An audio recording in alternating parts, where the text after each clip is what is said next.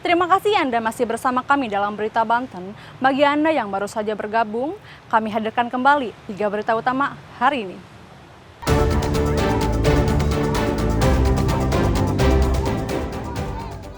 Terdampak pembangunan tol, warga Lebak blokade akses menuju proyek tol.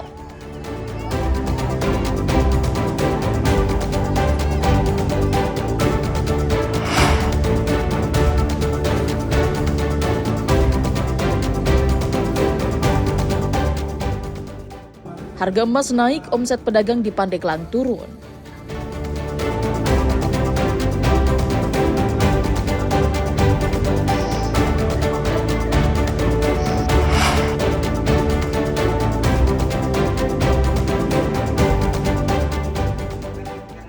Delapan belas tahun anak di kota Cilegon mengalami gizi buruk.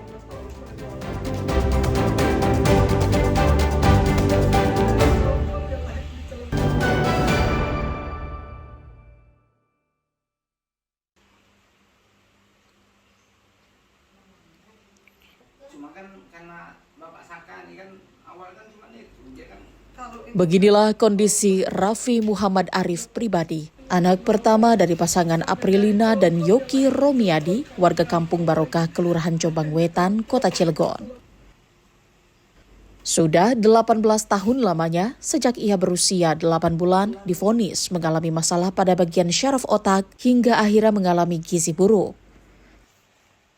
Kondisi tubuhnya pun semakin kurus dan tampak lemas. Jangankan untuk beraktivitas seperti anak-anak lainnya, makan dan minum pun hanya bisa dilakukan dengan sendok yang dibantu oleh ibunya. Berbagai pengobatan telah dilakukan orang tuanya, namun sayangnya penyakit yang diderita Arif tidak kunjung sembuh. Orang tua Arif yang berprofesi sebagai kuli serabutan di Pasar Keranggot hanya bisa pasrah sambil berikhtiar semaksimal mungkin demi kesembuhan anaknya.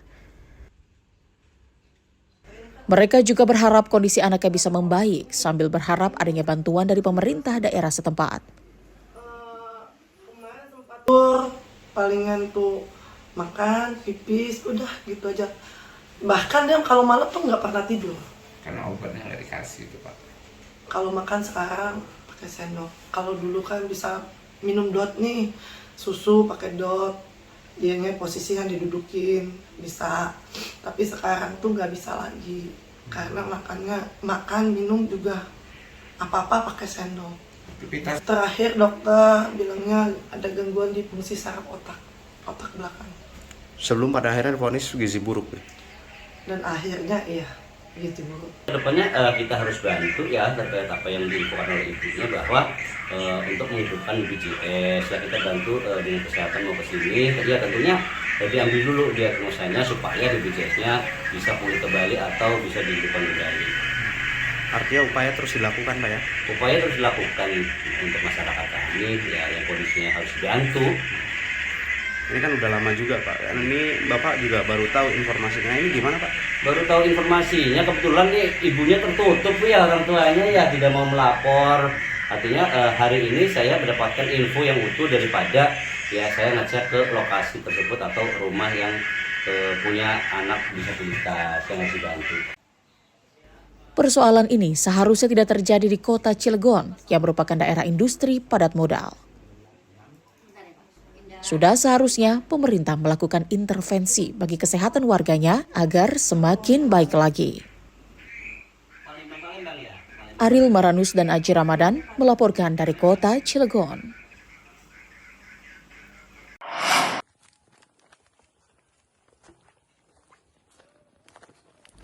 Salah satu daerah penghasil gula aren berada di Kampung Guhaguyang, Desa Cibungur, Kecamatan Cigemblong, Kabupaten Lebak. Selain bertani, hampir sebagian warga Guhaguyang merupakan pembuat gula aren terbaik. Aroma manis khas gula aren menyeruak dari saung-saung sederhana di ladang-ladang petani yang berada di area perbukitan wilayah tersebut. Dengan tetap mempertahankan pengolahan gula aren secara tradisional yang diwariskan para leluhur, setiap hari petani mendatangi kebun untuk mengambil sadapan air nira sebagai bahan dasar pembuatan gula aren. Proses ini dilakukan 2 kali sehari pada pagi dan sore hari. Nira yang terkumpul dibawa ke tempat produksi dan dituangkan ke wajan untuk diolah. Nira dimasak di atas tungku dengan nyala api sedang untuk menghasilkan gula yang berkualitas. Setelah gula aren matang dan kental, kemudian dituangkan ke dalam cetakan dan ditunggu hingga mengeras. Setelah itu, gula aren tersebut dibungkus dengan menggunakan daun aren atau daun salak, dan gula aren yang telah dibungkus pun siap dipasarkan. Atma, salah satu pengrajin gula, mengaku hampir 30 tahun ia menggeluti usaha gula aren. Setiap pagi dan sore, ia memanjat pohon enau untuk menyadap nira yang kemudian ditampung di tabung bambu atau lahang. Dalam sehari dapat menghasilkan 100 butir gula aren yang kemudian dijual ke pasar atau pengepul gula yang datang ke tempat pengolahan dengan harga Rp45.000 sampai Rp50.000 per kojor atau 5 ikat gula aren. Bapak dapat berapa biji gula aren ini? 100. Oh, nggak kurang dari 100 ya? Nah, Bapak usaha ini sudah berapa lama nih, Pak? Sekitar 30 tahunan maayak gitu, Mas. Nah, di sini ada berapa warga, Pak, yang bikin usaha ini? Ayat 30-an gitu. Dijualnya kemana aja nih, Pak? Ke pasar Kupa. Semuanya ke pasar Kupa gula. Berapa harganya, Pak, untuk dijual? Harga tergantung kita ya 40, ayat 50 gitu, cuma musim harga naik gitu, ayat turun naik gitu. Nah, kalau untuk lagi naik ini, Pak, kayak musim apa nih, Pak, kalau gula itu? Bulan puasa gitu kan. Bulan haji itu beda gula harganya. Oh, naik ya? Naik. Nah, dalam seminggu ini, Pak, atau sehari, Bapak keuntungan Bapak berapa duit sih, Pak? Berapa keuntungannya? Tergantung sih gitu ker seorang kia menang 100.000 gitu sapoe. Ker saeutik mah gitu 50.000 gitu. Sorting kana mungkus gula. Bagi warga Cibungur, gula aren bukan sekedar pemanis tradisional, tetapi produk ini adalah sumber penghidupan utama yang menyokong kebutuhan keluarga dan menggerakkan roda ekonomi desa. Dari setiap tetes nira yang direbus perlahan, tersimpan cerita tentang ketekunan, kemandirian, dan harapan masa depan ekonomi masyarakat desa di kaki pegunungan Banten. Ariel Maranus Jiwa Pratama melaporkan dari Kabupaten Lebak.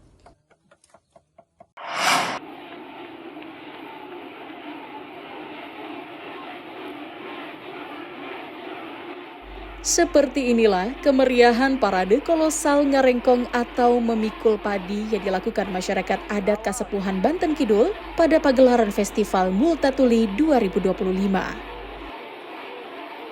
Sebanyak 300 orang dari masyarakat adat Kasepuhan Banten Kidul berjalan sambil menggoyangkan pikulan padi dari Jalan Multatuli menuju Museum Multatuli. Terdengar suara harmoni dari setiap goyangan pikulan padi yang dilakukan warga. Bunyi tersebut merupakan hasil dari gesekan bambu betung dan tali ijuk pengikat padi.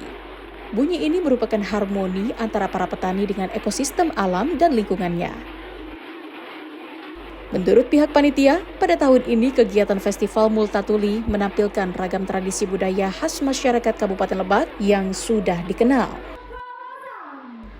Dan yang masih khas adalah tradisi ngarengkong atau memikul padi hasil panen dari masyarakat adat Kasepuhan Banten Kidul. Diharapkan festival ini mampu memperkuat identitas budaya Banten. Ngarengkong atau rengkong kolosal, kesenian khas masyarakat adat Banten Kidul ketika serentahun berupa manggul padi seberat 20 kilo dengan bambu yang mengeluarkan suara unik, makanya disebut ngarengkong. Ini untuk berapa kali sih baru perkali ini atau gimana? Iya, sejak 2018 FSM ini dan sekarang perhelatan ke-7. Ini ada 350 peserta rengkong. Ini khas Banten Kidul. Banten Kidul. Iya. Harapannya seperti apa, Pak? Iya, ini masyarakat Kabupaten Lebak terutama yang di Rangkas harus bangga harapannya bahwa di Lebak punya kesenian Tidak melulu angklung buhun misalnya di Kanekes, tapi juga di masyarakat adat ada rengkong kayak gitu. Banyak warga yang mengaku baru melihat secara langsung tradisi ngarengkong. Diharapkan pemerintah lebih sering menggelar festival yang berhubungan dengan tradisi daerah untuk lebih memperkenalkan kebudayaan daerah. Banget. Apa aja sih yang Dan sesaat lagi Ada padi, warga Kabupaten Lebak terus akan kita saksikan penampilan spesial. iya banget. Saya juga baru pertama kali lihat. Bagi masyarakat adat Kasepuhan Banten Kidul, padi dianggap bukan hanya sekedar benih yang disemai lalu tumbuh dan berbuah menjadi gabah, ditumbuk menjadi beras dan dimasak menjadi nasi. Namun padi dianggap sebagai perwujudan Nyi Pohaci Sang Hyang Sri atau Dewi Padi. Ariel Maranus dan Sajiwa Pratama melaporkan dari Kabupaten Lebak.